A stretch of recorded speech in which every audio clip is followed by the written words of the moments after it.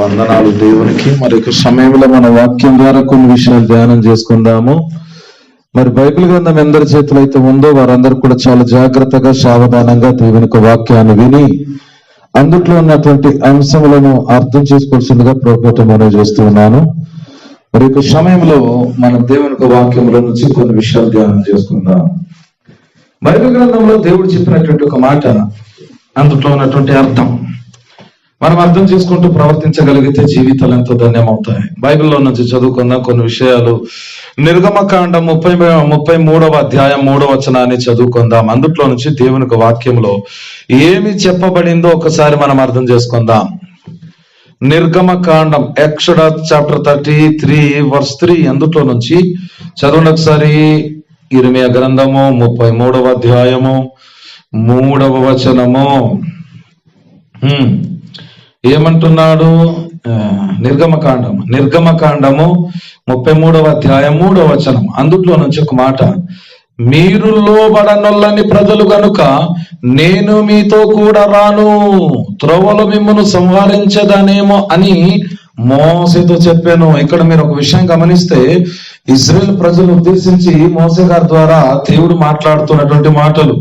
మీరు లోబడనొల్లని వారు, మీరు లోబడటం లేదు, అసలు మీరు వినరు, మీరు మొండిగట్టాలు, మీరు లోబడనొల్లని ప్రజలు, ఎంత చెప్పినా వినరు మీరు, కాబట్టి నేను మీతో రాను. ఎవరు చెప్తున్నాడు? ఎవరు? మీ ఆయన చెప్తున్నాడా? ఎవరు చెప్తున్నాడు ఈ మాటలు? ఏమంటున్నాడు? నేను రాను. దేవుడు రాకపోతే నువ్వు విజయం పొందగలవా? దేవుడు లేకపోతే సాధిస్తావా? సాధింపులు ఉండవు, బాధింపులే నీకు. కాబట్టి ప్రభు అంటే నేను రాను, నేను మీతో రాను. దేవుడు లేని జీవితాలు అంధకారం అయిపోతాయి, దేవుడు లేని బతుకులు గందరగోళం అయిపోతాయి. అదే కూడా చెప్తాను, నేను మీతో రాను. ఎందుకు రాను అంటున్నాడంటే, మీరు నా చిత్తానికి లోబడేటువంటి వారు కారు, మీరు లోబడనొల్లని ప్రజలు మీరు. చూడండి, నిర్గమకాండము 32వ అధ్యాయం 9వ వచనం కూడా చదివితే అందుట్లో కూడా అంటున్నా, మరియు యెహోవా ఇట్లా నేను ఈ ప్రజలను చూచి ఉన్నాను, ఇదిగో వారు లోబడనొల్లని ప్రజలు. దేవుడు చూచాడట. ఎవరిని? పాస్టర్ గారు చూడడం కాదు. ఎవరు చూస్తున్నారు ప్రజల్ని? ఎవరు చూస్తున్నారు? గుడ్లు గుబ ఎవరు చూస్తున్నారు? దేవుడే చూస్తే చెప్తున్నాడు ఈ మాటలు. నేను చూచాను బిడ్డ, నువ్వు బాధపడిపోవడం ఎందుకు? నా కంటికి వారు కనబడుతున్నారు, లోబడనొల్లని ప్రజలు. ఈ ప్రజల్ని నేను చూశాను, వారు లోబడనొల్లని ప్రజలు. కాబట్టి నేను వారితో రాను. నేను వారిని చూశాను, వారి మాట వినే రకంగా లేరు, వారు నా మాటకు విధేయత చూపే రకంగా లేరు. కాబట్టి వారితో నేను రాను, వారికి నా సన్నిధి తోడుగా రాదు. ఏమండి, మీకు ఇంకా అర్థం కావాలంటే ద్వితీయోపదేశకాండం 9వ అధ్యాయం 6వ వచనం చదవండి. అందుట్లో అంటాడు, మీరు లోబడనొల్లని వారు కనుక ఈ మంచి దేశమును స్వాధీనపరచుకున్నట్లు నీ దేవుడైన యెహోవా నీ నీతిని బట్టి నీకియ్యడని నీవి తెలుసుకునవలెను. బాబా ఎంత భయంకరంగా చెప్పేశాడండి. ఆనాడు కనాను దేశం కొరకు ఇజ్రాయెల్ ప్రజలను ఉద్దేశించి దేవుడు మోసే గారి నాయకత్వంలో నడిపిస్తున్నటువంటి ప్రజల్లో దేవుడు తేల్చి డైరెక్ట్ గా చెప్పేశాడు. ఏమన్నాడు తెలుసా? కరాఖండిగా ముక్కు సూటిగా నెత్తి మీద సుత్తి దెబ్బ కొట్టినట్టు, చెంప పగల కొట్టినట్టు చెప్పేశాడు దేవుడు. ఏం చెప్పాడు చూడండి ఇక్కడ. ఏమంటున్నాడండి చూడండి వాక్యం. ద్వితీయోపదేశకాండము 9వ అధ్యాయము 6వ వచనము చదువురా అప్పలనాయుడు. ఏమంటున్నాడు అక్కడ? 9వ అధ్యాయం 6వ వచనం. 9వ అధ్యాయం 6వ వచనం ఏమంటున్నాడు దేవుడు తన వాక్యం ద్వారా? మీరు లోబడనొల్లని వారు గనుక ఈ మంచి దేశమును స్వాధీనపరచుకొనున్నట్లు నీ దేవుడని యెహోవా నీ నీతిని బట్టి నీకియ్యడని. చూసారా? నీవు తెలుసుకొనవలెను. నీ నీతిని బట్టి అంటే నీ సొంత నీతిని బట్టి, లేక దేవుని నీతిని బట్టి నీవు లేవు, నీ సొంత నీతి బట్టి బతుకుతా ఉన్నావు. దేవుడు చెప్పిన మాటకి నీవు లోబడటం లేదు కాబట్టి దేవుని చిత్తానికి విధేయత చూపించటం లేదు కాబట్టి ఇక్కడ ప్రభు చెప్తున్నటువంటి మాట అర్థం చేసుకోండి. మీరు మీకు ఆ దేశం ఇవ్వడు, పరలోకం ఇవ్వడు. కొంతమందికి పరలోకం దక్కదు. చూడండి వాక్యం ఎంత తేటగా ఉందో, భయంకరంగా ఉంది కదండి వాక్యం. ఈ వాక్యం చదువుతుంటే గుండెలు రాలిపోతుంది. మీకు అర్థమైతే, అర్థం కాకపోతే వ్యర్థమేగాను ఉంటారు మీరు. అందుకని ఇక్కడ చెప్తూ ఉన్నాడు, ఎంత భయంకరంగా చెప్పాడండి వాక్యం. ఎందుకంటే దేవుని వాక్యం ఎంత చెప్పినా వినరండి వారు, అసలు వినరు. ఎంత చెప్పినా వినరు, మొత్తుకున్నా వినరు. వాళ్ళని ఎంతగా బాబా నాయన అని చెప్పి వారికి ఎంత బలవంతం చేసినా వినరు. ఏమంటే గద్దించిన వినరు, ఖండించిన వినరు, ఎలా చెప్పిన వినరు. కాబట్టి వారిని దేవుడు అంటూ ఉన్నాడు, ఈ ప్రజలకు నేను చూశాను రా బిడ్డ, వీళ్ళు ఎలాంటి వారు నాకు తెలుసు. కాబట్టి వీళ్ళు లోబడ నొల్లని ప్రజలు, మెడ వంచని ప్రజలు, నాకు లొంగని ప్రజలు, నా మాటలకు విధేయత చూపించలేని ప్రజలు. కాబట్టి వీరిని నేను వదిలేస్తూ ఉన్నాను. ఎందుకంటే అపోస్తుల కార్యం మనం చూస్తాము, 7వ అధ్యాయం 51, 52 వచనాల్లో ఉంటది ఆ మాట. ఏమంటో తెలుసా? ముస్కరులారా, హృదయములను చెవులను దేవుని వాక్యమునకు లోపరచ నొల్లని వారలారా, మీ పితరుల వలె మీరును ఎల్లప్పుడు పరిశుద్ధాత్మను ఎదిరించుచున్నారు. ఎవరిని ఎదిరిస్తున్నారు? ఎవరిని చెప్పు? ఎవరిని? పరిశుద్ధాత్మను ఎదిరిస్తున్నారు. పితరుల వలె, పాతకాలంలో ఉన్నటువంటి పితృపురుషులు, తాతల కాలం నుంచి ఉన్నటువంటి వారు దేవుని ఎదిరించినట్టుగా బైబిల్ గ్రంథంలో చెప్పబడుతుంది. దేవుని చిత్తాన్ని, దేవుని వాక్యాన్ని, దేవుని ప్రవక్తలను, దేవుని అపోస్తులను, దేవుని సేవకులు అనేటువంటి వారిని అనేక మంది ఎదిరిస్తూ ఉన్నారు. ఈ రోజు ఏదైనా చెప్పామనుకోండి, తిరుగుబాటు తత్వం ఎక్కువ. అందుకని ప్రభు ఇక్కడ చెప్తున్నటువంటి మాట ఏమిటో తెలుసా? ముస్కరులారా, మీ హృదయములను చెవులను దేవుని వాక్యమునకు లోపరచ నొల్లని వారలారా, మీ పితరుల వలె మీరు ఎల్లప్పుడు పరిశుద్ధాత్మను ఎదిరించుచున్నారు. ఎల్లప్పుడు అండి, ఎప్పుడెప్పుడు కాదు, ఎల్లప్పుడంట పరిశుద్ధాత్మ దేవుని మీరు ఎదిరిస్తూనే ఉన్నారు, బాధ పెడుతూనే ఉన్నారు, వేధిస్తూనే ఉన్నారు, బాధిస్తూనే ఉన్నారు, కష్టపెడుతూనే ఉన్నారు. కాబట్టి మీరు లోబడనొల్లని వారు. కాబట్టి దేవుడు చెప్పినటువంటి కఠినమైనటువంటి మాట ఇక్కడ మనం చూసాం. ఏమండి, ఎంత భయంకరంగా ఉందండి వాక్యము. కాబట్టి ఈ రోజు యొక్క చిత్తాన్ని మీరు లోబడకపోతే, దేవుని చిత్తాన్ని కనుక లోబడకపోతే మీరు అనేక విషయాలు కోల్పోయేటువంటి అవకాశం ఉంది. కాబట్టి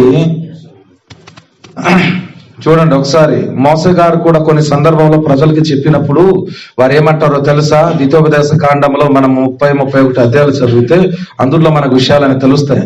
ద్వితీయోపదేశ కాండం ఒకసారి తెరవండి అందరూ కూడా. 31వ అధ్యాయము 27 వచనం నుంచి కొన్ని వచనాలు కనుక చదివితే అందులో మనకు తెలుస్తుందండి దేవుని వాక్యం.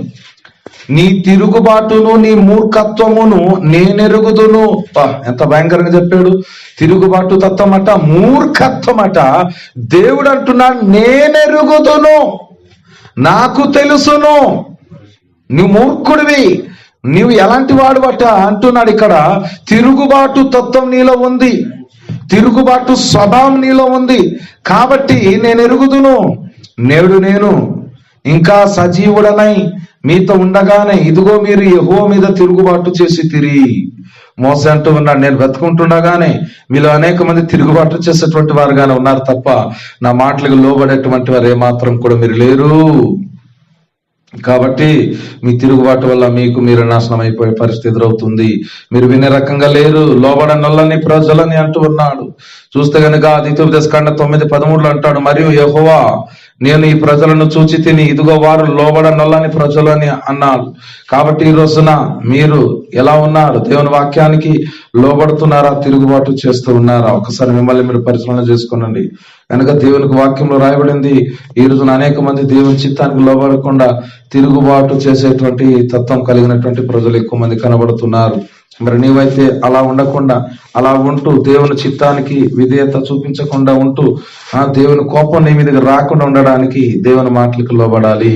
మీరు అనుకుంటే ఏదో మనిషి చెప్పింది అనుకుంటున్నారు తప్ప ఇది దేవుడు మాట్లాడినటువంటి మాటలు. కాబట్టి ఆ మాటలకు మనం లోబడాలి, ఆ మాటలకు మనం రెస్పాండ్ అవ్వాలి, ఆ మాటకు మనం ఖచ్చితంగా ఒబే అవ్వాలి. లేకపోతే ఖచ్చితంగా మన దానికి మనము శిరసావహించాలి అన్నటువంటి ఆలోచన ఏ ఒక్కరు కూడా లేకపోతుంది. అయితే ప్రభు చెప్పినటువంటి మాట ఇక్కడ మీరు ఆలోచిస్తే, ఇర్మియా గ్రంథం 6వ అధ్యాయం 10వ వచనం చదివితే, విందురని నేనెవరితో మాట్లాడేదను, ఎవరికి సాక్ష్యం ఇచ్చేదను, వారు వినుటకు తమ మనసు సిద్ధపరచుకొనరు గనుక వినలేకపోయేది. ఇదిగో వారు యెహోవా వాక్యమందు సంతోషము లేని వారై దాన్ని తృణీకరింతురు. దేని మీద సంతోషం ఉండదట? యెహోవా వాక్యం, దేవుని వాక్యాన్ని వినరు వాళ్ళు, వాక్యాన్ని విని సంతోషించరు వారు, వాక్య క్రమంలో వారు జీవించారండి, వాక్యానుసారంగా బ్రతకారండి, దేవుడు చెప్పినట్టు అస్సలు వినరండి. కాబట్టి ప్రభు తన వాక్యంలో చెప్తూ ఉన్నాడు, వినుట వలన విశ్వాసం కలుగుతుంది. కాబట్టి దేవుని మాటలు వినడానికి సంతోషం ఉండదట. చూడండి, వారు యెహోవా వాక్యం ముందు సంతోషం లేని వారై దాన్ని తృణీకరిస్తారట. దాన్ని అంటే దేన్ని? వాక్యాన్ని రిజెక్ట్ చేస్తారనమాట. వాక్యాన్ని పక్కకు తోసిస్తారు. ఏ వాక్యం చెప్తారు ఎప్పుడు కూడా, మాకెందుకుల వాక్యం, మాకెందుకులు అన్నట్టుగా వారు సంతోషం లేక వాక్యాన్ని ఏం చేస్తారట?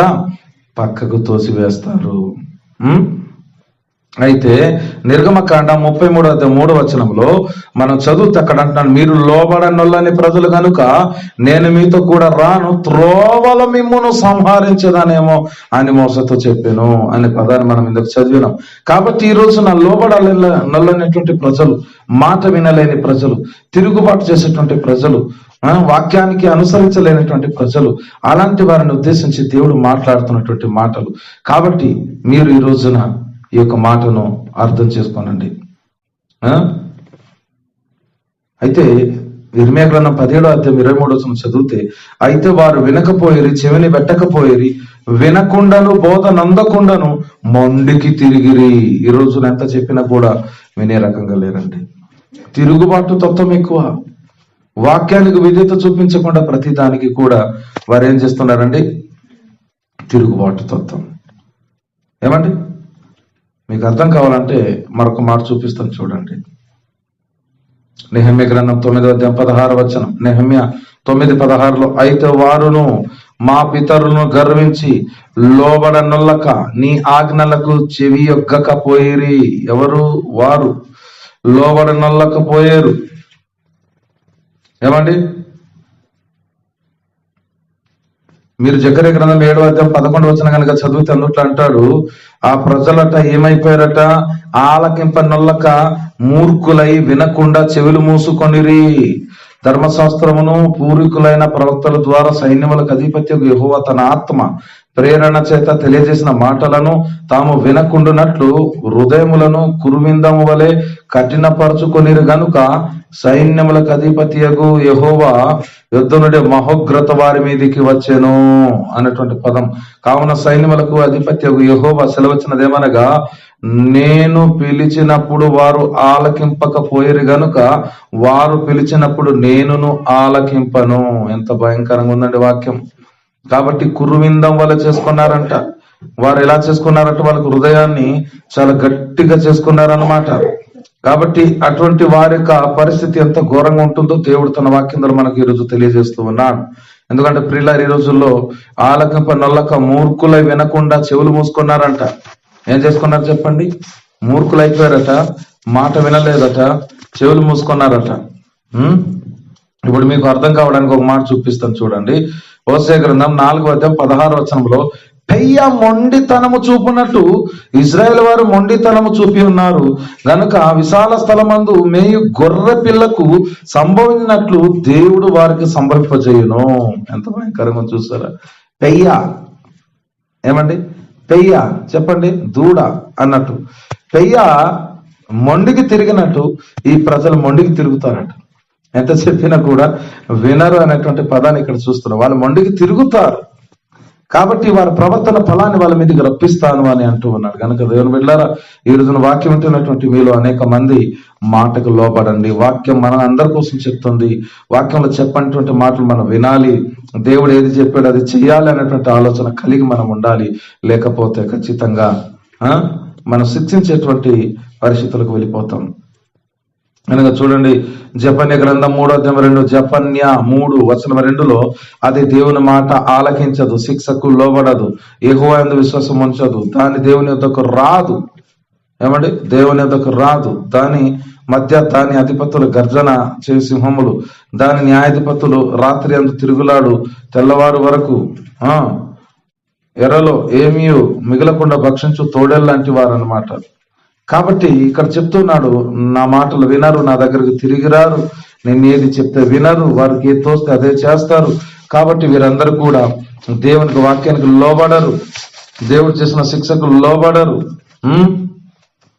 మాట వినరు. ఏమండి?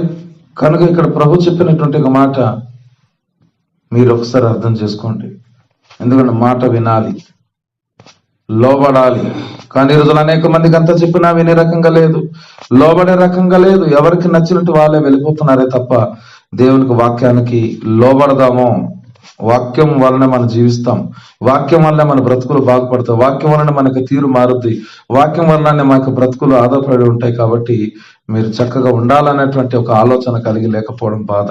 నెహెమ్యా గ్రంథం 9:26 ఆయనను వారు అవిధేయులై నీ మీద తిరుగుబాటు చేసి నీ ధర్మశాస్త్రమును లక్ష్య పెట్టక త్రోసివేసి అంటున్నాడు. ధర్మశాస్త్రం అంటే వాక్యము, బైబిల్లో ఉన్నటువంటి వాక్యమును వారు లక్ష్య పెట్టక తోస్తారట, పక్కకు రిజెక్ట్. ఏం వాక్యం లేదు, ఏం ప్రార్థన లేదు, ఏం దేవుడు లేదు, ఎట్లేదు, ఏం ఫాస్ట్ లేదు, సంఘ పెద్దలేదు, ఏం పని పట్టలేదు మీకు అన్నది చెప్పి అనేక మంది ఏం చేస్తున్నారట. ఈ రోజు కూడా, ఆ రోజు కూడా కొంతమంది చేశారు, ఈ రోజు కూడా అలాగే చేస్తారు ఉన్నారు. కాబట్టి దేవుడు మాట్లాడుతున్నాడు, వారు పక్కకు తోసివేసి అంటూ ఉన్నాడు. ఏమండి? తిరుగుబాటు చేసి ధర్మశాస్త్రం నిర్లక్ష్యం చేసి అట. తిరుగుబాటు, చెప్పిన మాటకు వ్యతిరేకం. నువ్వు చెప్తే మేము చేయడం ఏంటి, నువ్వు చెప్పింది మేము వినడం ఏంటి, నువ్వు ఒకడు అన్న టైపులో చెప్పి లక్ష్య పెట్టక త్రోసేశారట పక్కకు. అది ఉంటే ఉన్నట్టు, దాంతో మనకేం పని అన్నట్టుగా. నీ తట్టు తిరగవలెనని తమకు ప్రకటన చేసిన ప్రవక్తలను చంపి నీకు బహుగా విసుగు పుట్టించిరి. చూసారండి? నీ తట్టు తిరగవలెనని ప్రవక్తలను పంపినప్పుడట, మరి ఆనాడు కొంతమంది ఏం చేశారంటే మరి ప్రవక్తల్ని చంపేశారు, చెప్పడానికి వెళ్ళినటువంటి వారిని చంపేశారట. చంపిస్తారండి ఈ రోజుల్లో, మాటకు మాట. మొన్న కూడా ఒక వ్యక్తికి నేను మాట్లాడుతుంటే నాకు తిరుగుబాటు చేస్తున్నాడు. భలే నవ్వు వచ్చింది, వాక్యం గుర్తొచ్చి నవ్వుకున్నాను నేను. చెప్తే వినట్లేదండి, ఒకప్పుడులాగా లేరు. ఎంత కఠినంగా మారిపోయారంటే చాలా కఠినంగా మారిపోయారు. మాటకు మాట, ఎదురు జవాబు ఎక్కువ. లోబడదాం, వయసును బట్టి గౌరవం లేదు, స్థాయిని బట్టి గౌరవం లేదు. ఇతను ఒక దైవజనుడు, లేక ఇతను కింద మేము ఉండాలి, ఆయన చెప్పింది వినాలి అనే ఆలోచన లేదు. ప్రతి దానికి తిరుగుబాటే, ప్రతి దానికి తిరుగుబాటే. ఏమండి? ఎవ్వరు కూడా మాట వినే రకంగా కనబడటం లేదు. ప్రతి వ్యక్తి కూడా ఈరోజు మాట మీద మాట, మాట మీద మాట చెప్పేటువంటి వారుగా ఉన్నారే తప్ప వాక్యాన్ని అనుసరించేటువంటి వారు లేరు. కనుక ఈ రోజున మీరు ఒక విషయాన్ని అర్థం చేసుకోండి. మీరైతే అలా ఉండకుండా దేవుని చిత్తానికి లోబడండి, వాక్యానికి లోబడండి, తిరుగుబాటు తత్వాన్ని వదిలిపెట్టండి. ప్రభు చెప్పిన ప్రతి మాటకు లోబడేటట్లు మీ జీవితాలను మలుచుకోండి. లేకపోతే మీరు చాలా నష్టపోయేటువంటి వారై ఉంటారు. కనుక దేవునికి వాక్యంలో మరి ఈరోజు మీరు లక్ష్య పెట్టేటువంటి వ్యక్తులుగా ఉండాలని ప్రభువు మీతో మాట్లాడుతున్నాడు. కనుక ఈరోజు విన్నటువంటి ఒక వాక్యానుసారంగా మీరేం చేయాలంటే ఈ రోజున ఖచ్చితంగా మీరు లోబడాలి. ఏం చేయాలి చెప్పండి? లోబడాలి. ఎవరికి? దేవుని వాక్యానికి, దేవునికి. మరి దేవుని వాక్యానికి లోబడేటువంటి వ్యక్తులుగా ఉండాలని ప్రభు చెప్తూ ఉన్నాడు. మరి ఈరోజు మీలో ఎంతమంది లోబడేటువంటి వారు ఉన్నారు? ఈ రోజున ఖచ్చితంగా నువ్వు లోబడమని ప్రభు చెప్తున్నాడు. మరి ఈ రోజున మీలో ఎంతమంది ఈ వాక్యానికి లోబడుతున్నారు?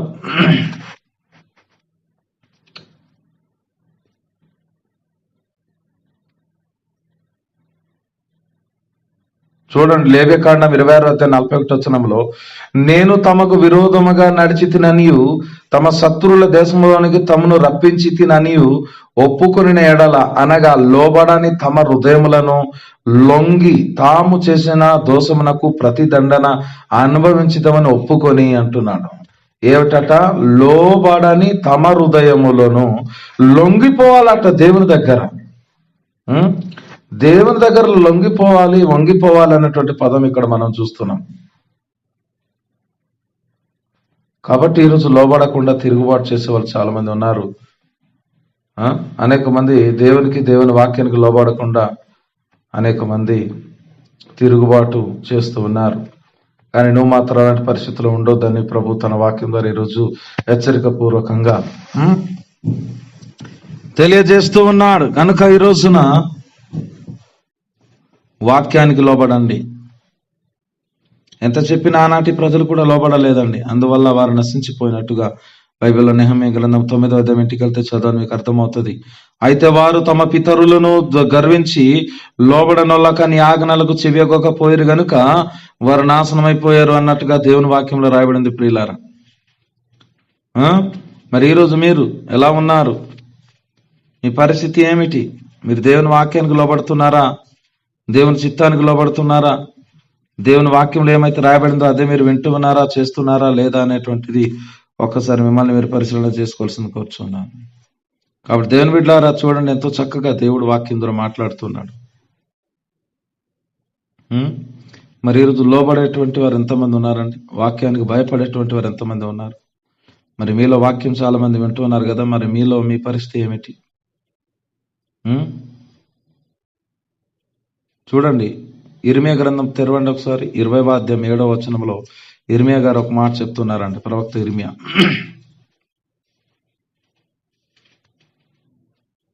బాలేగుంది, వాక్యం చదివితే మీకు అర్థమవుతుంది. 20వ అధ్యాయం 7వ వచనం. యెహోవా, నీవు నన్ను ప్రేరేపింపగా నేను నీ ప్రేరేపణకు లోబడి తిని. నీవు బలవంతం చేసి నన్ను గెలిచితివి. నేను దినమిల్లా నవ్వుల పాలైతిని, అందరూ నన్ను ఎగతాళి చేయుదురు. ఇక్కడ చూడండి, మొదటి భాగంలో చూస్తే అంటున్నాడు, నీవు నన్ను ప్రేరేపింపగా నీ ప్రేరణకు లోబడి తిని. బాగా అర్థం చేసుకోండి, నీవు నన్ను ప్రేరేపించగా నీకు లోబడితిని అంటున్నాడు. మరి ఈరోజు దేవుని వాక్యం ద్వారా ప్రేరేపణ కలుగుతుంది. మరి నువ్వు లోబడుతున్నావా దేవునికి? ప్రభువా, ప్రాణాత్మ దేహముతో నేను నీకు లొంగిపోతున్నాను, లోబడుతున్నానని చెప్పగలవా నువ్వు?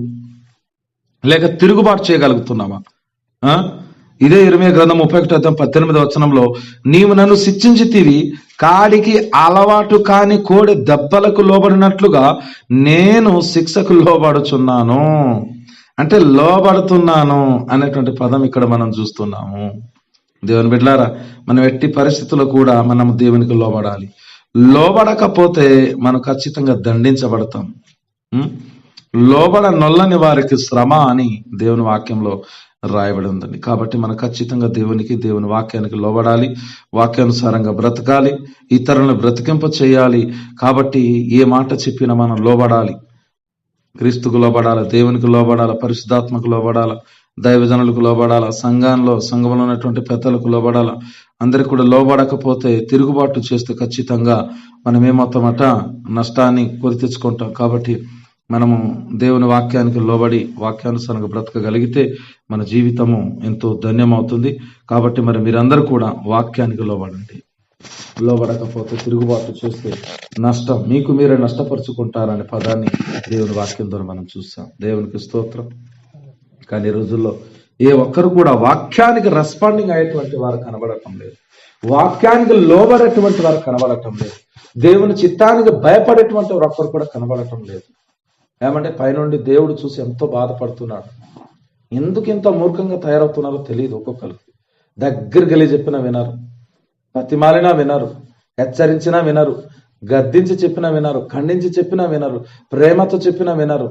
ఏమండి ఇంకెలా చెప్పాలి? కొట్టి చెప్పాలా? కొట్టి చెప్పినా కూడా కొంతమంది వినకుండా తిరుగుతూ ఉన్నారు.